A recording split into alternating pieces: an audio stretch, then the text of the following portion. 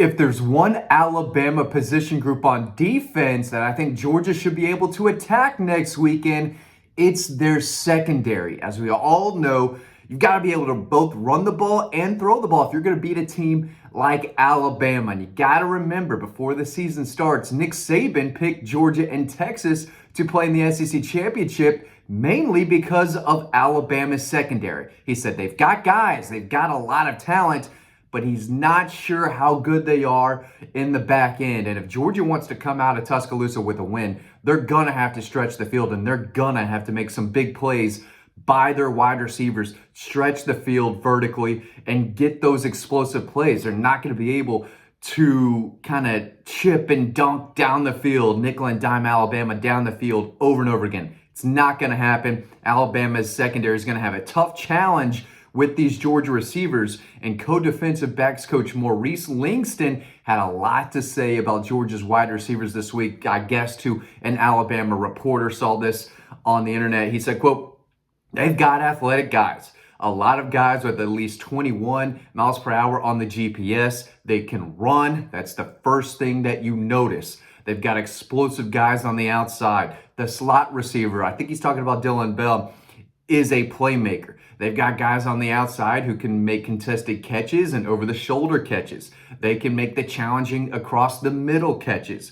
They present a heavy volume of throw game. They can do it all. They can attack you horizontally, but also vertically down the field. There's not too many things they don't do." Talking about Georgia's passing attack and those wide receivers. "It'll be a challenge from a schematic standpoint and a volume standpoint. We're very aware of how good they are. They have our full, undivided attention." Now, listen, this is not a group that people are super, super high on, right? They've got some young players in the secondary, but that's not where their strength is. And a lot of people say, their defensive line is very good. They've got good linebackers, Dante Lawson, Quay Russo, Jahad Campbell, Tim Keenan on the defensive line, LT Overton. The front seven is strong. I'm going to try to look up, their secondary right here, because I'm not sure it's a group that a lot of people know about up and down. But they do have Damani Jackson, their starting corner, who came over from USC. He was a former five-star. Zabian Brown is a freshman who's seeing a lot of playing time. That's a guy that I think Georgia should probably attack a little bit and, put a lot of pressure on. Jaleel Hurley is also a second-year player, cornerback they're high on, but he's still young.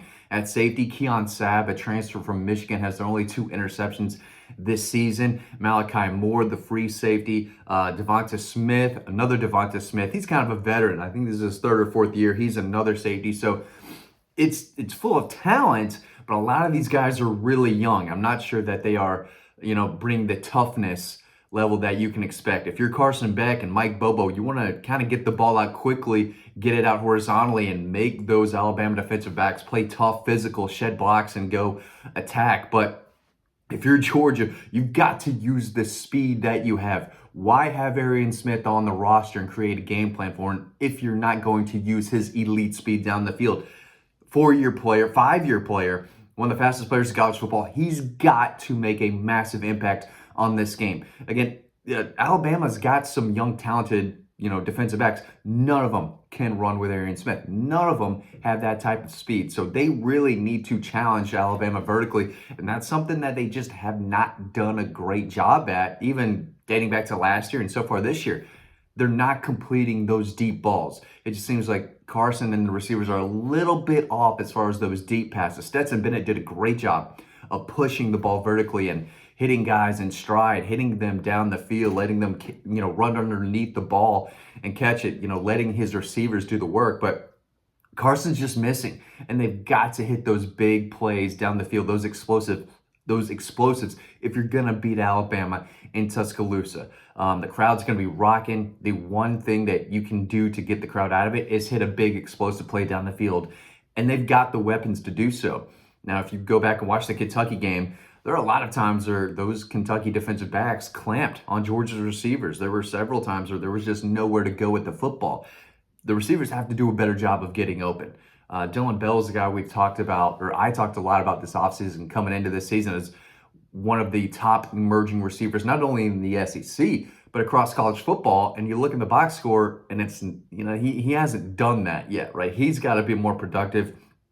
Dom Lovett, I believe, is the team's leading receiver right now, and he's a really good receiver. I wouldn't call him a great receiver. I wouldn't call him a true number one alpha go-to game changer receiver, right? But he can do some things for you. He can stretch vertically, but he's great on those mesh kind of underneath routes. Get him in space. He's quick. He's got good burst, but Dillon Bell's got to make some catches on the outside. Colby Young is a guy that, they can go to on the perimeter, down the sidelines, those back shoulder balls, jump balls in the end zone. A lot of guys are going to have to step up, and Georgia needs that passing game alive, right? They're not going to be able to run the ball at will against Alabama. It's going to be a real struggle to throw the ball. That's why this is such an important game for Carson Beck and Georgia's passing attack, because I do think they can test Alabama's secondary and push down the field. Wisconsin can't throw the ball, but if you watched that game last week, Wisconsin did have a receiver, Will Paulding, catch 9 passes for 83 yards and a touchdown. So, receivers can make plays against this defense, and I still think Georgia has a very deep, talented group. They just don't have an A.J. Green, a George Pickens, or, probably not a Ladd McConkey on the roster right now either. They definitely don't have a Brock Powers. The tight ends have to help too, but Georgia needs to attack the secondary of Alabama, make those guys make plays. It's a good group, it's a talented group, but even, again, going into the season, guys like Nick Saban, other experts say, I'm not really sure about Alabama's secondary. That group has to get better if they want to, have this special season that, they could have. That secondary's got to step up, and they're going to have a massive challenge on their hands, corralling Arian Smith, making sure Dillon Bell doesn't go off. They got to get right next to Colby Young, or else he's going to snatch those jump balls in man coverage, right? Dom Lovett, got to stay with him, right? He can create separation, got to stay with him. But again, this is up to Mike Bobo, scheming those guys open. They're going to have to get open on their own, right? Eventually, man coverage, got to make a guy miss, get open down the field, but you can scheme guys open as well, and that's what they're going to have to do. The offense has got to be on the same page. I think they're going to need to score 30 in this game to win. So they've got to get it rolling, and they need to be consistent. They need to have some chemistry, because it's going to be a tough place to play. If they're having communication issues up at Kentucky and those receivers are having a tough time getting separation against the Kentucky secondary, it's going to be tougher at Alabama, but it's not the end of the world. They can get the job done. But Carson's going to have to make the throws. He's going to have to make the right reads, and guys are going to have to do their job, whether it's flying down the field, getting open on those deep ball situations, or just making a tough catch on a 3rd and 6 to pick up a big 3rd and 5, right? But too many young players, I think, are playing in Alabama right now. And some of our Alabama viewers can tune in, let me know if I'm wrong. But I do think that's a group that Georgia needs to exploit, right? And figure out. They've got to figure out how to throw the ball and keep them in the game and make explosives, right? I keep going back to that, because if you want to win games like this on the road, you have to have explosive plays and pick up yards in chunks. Again, you're not going to nickel and dime 4, 5, 6 yards here over and over. Eventually, you're going to end up running into a 4th down where you have to punt. But if you get those explosives, it takes the crowd out of it. It builds momentum. It's exactly what you need in a road environment.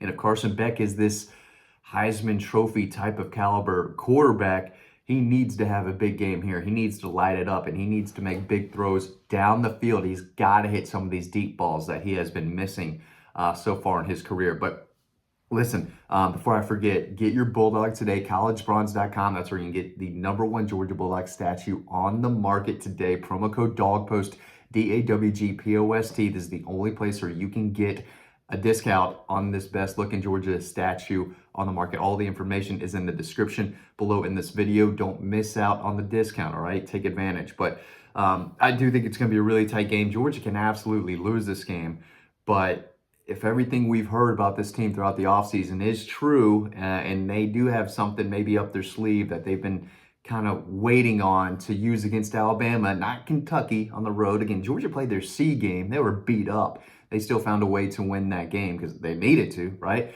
I think Mike Bobo and the offense has a little something up their sleeve for Alabama, but especially going against a secondary group that can be taken advantage of. And I think that's where Georgia needs to go. It's going to be tough to run the ball. They should have the ability to make some plays down the field. It's up to Carson Beck and those receivers and Mike Bobo to get those guys open. Got to make the plays. I think they're going to be there. They got to make them. If they do, then come out with a win. Thanks for watching. I'll see you over on the website.